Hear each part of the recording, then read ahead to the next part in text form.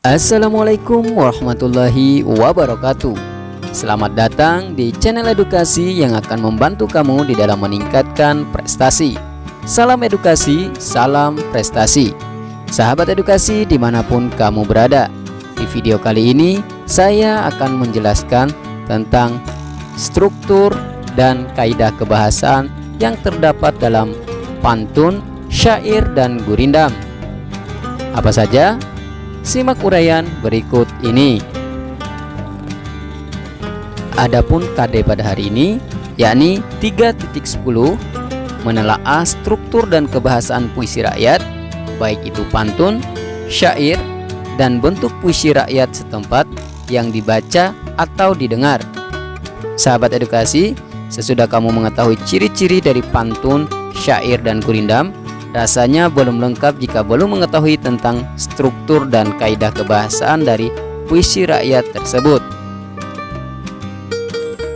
Dan inilah bagian yang akan kita pelajari pada video kali ini. Ada struktur dan ada kaidah kebahasaan. Sahabat edukasi memasuki poin pertama, yakni struktur puisi rakyat. 1. Struktur pantun.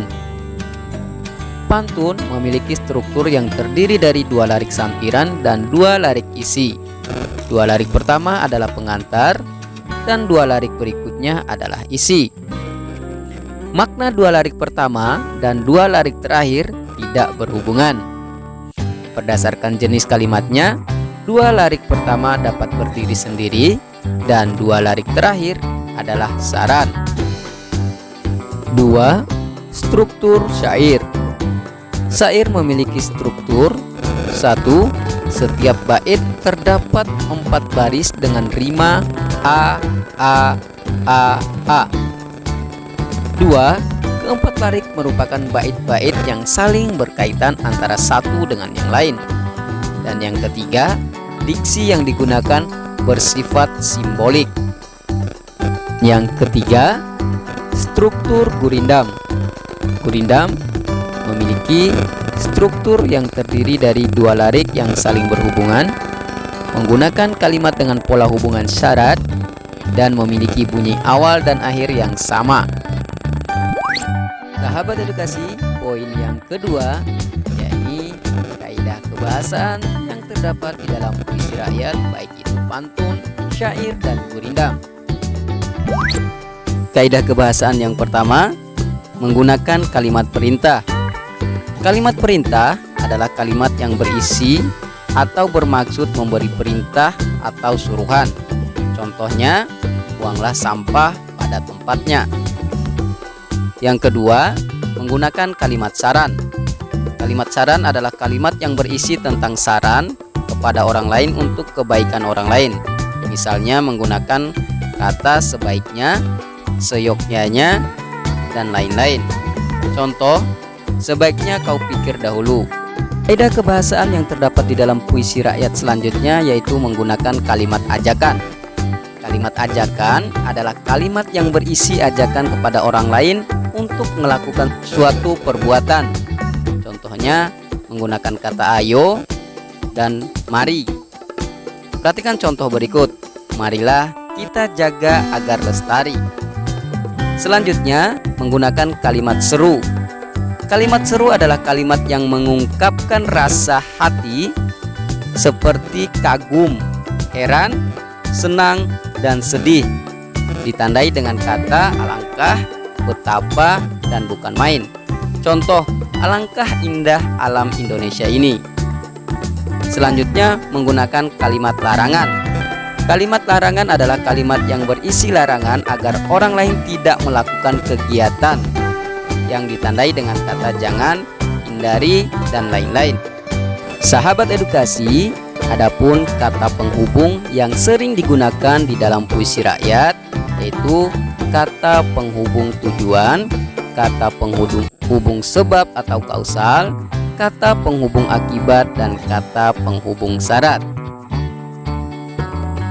Kata penghubung tujuan merupakan kata penghubung modalitas yang menjelaskan maksud dan tujuan suatu acara atau suatu tindakan.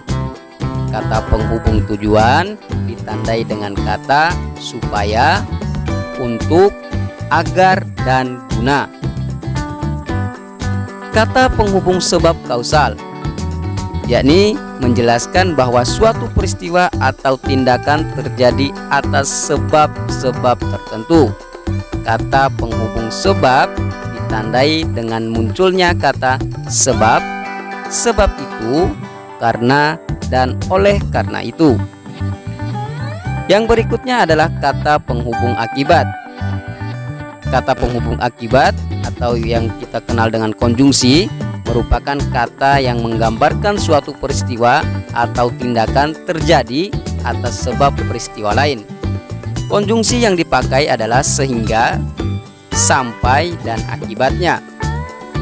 Dan yang terakhir, kata penghubung yang digunakan adalah kata penghubung syarat. Konjungsi syarat yang menjelaskan suatu hal bisa terpenuhi apabila syarat yang ada dipenuhi atau dijalankan. Contoh kata yang digunakan adalah jika, kalau, apabila, asalkan, kalau, dan bila mana. Sahabat edukasi, kaidah kebahasaan berikutnya yang digunakan di dalam puisi rakyat yakni menggunakan kalimat tunggal dan kalimat majemuk. Kalimat tunggal adalah kalimat yang memiliki satu subjek dan satu predikat. Sementara kalimat majemuk adalah kalimat yang memiliki lebih dari satu subjek atau predikat. Kalimat majemuk terjadi dari penggabungan dua kalimat dasar atau lebih. Kalimat majemuk terdiri dari kalimat majemuk bertingkat, adalah kalimat yang terjadi dari beberapa kalimat tunggal yang kedudukannya tidak setara atau sederajat. Berikutnya kalimat majemuk hubungan syarat yang ditandai dengan kata jika, seandainya, asalkan, apabila, andaikan. Contohnya, jika hidup bermalas-malasan, masa depan tak tentu arah. Kalimat majemuk berikutnya adalah kalimat majemuk hubungan tujuan yang ditandai dengan kata agar, supaya, biar. Contohnya, agar hidup tercapai tujuan, hendaklah pemuda rajin belajar. Kalimat majemuk berikutnya adalah kalimat majemuk konsensif yang ditandai dengan kata walaupun, meskipun, biarpun, kendatipun, sungguh pun. Contohnya, walaupun belajar banyak godaan, tetaplah teguh mencapai harapan. Adapun kalimat majemuk berikutnya yaitu kalimat majemuk hubungan penyebaban yang ditandai dengan kata sebab, karena, oleh karena. Contohnya, hari ini aku bersedih karena berpisah dengan sahabat.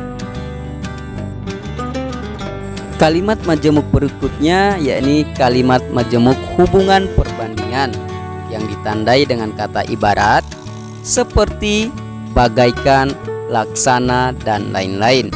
Contohnya, belajar di waktu kecil seperti melukis di atas batu. Adapun kalimat majemuk berikutnya yaitu kalimat majemuk hubungan akibat yang ditandai dengan kata sehingga, sampai-sampai, maka. Contohnya, Dian belajar begitu keras sehingga dapat memenangi olimpiade itu. Kalimat majemuk berikutnya yaitu kalimat majemuk hubungan cara. Contohnya, dengan cara menjual koran, dia mendapatkan uang untuk hidup. Sahabat edukasi dimanapun kamu berada, demikianlah penjelasan saya mengenai struktur dan kaidah kebahasaan yang terdapat di dalam puisi rakyat, baik itu pantun, syair, dan gurindam.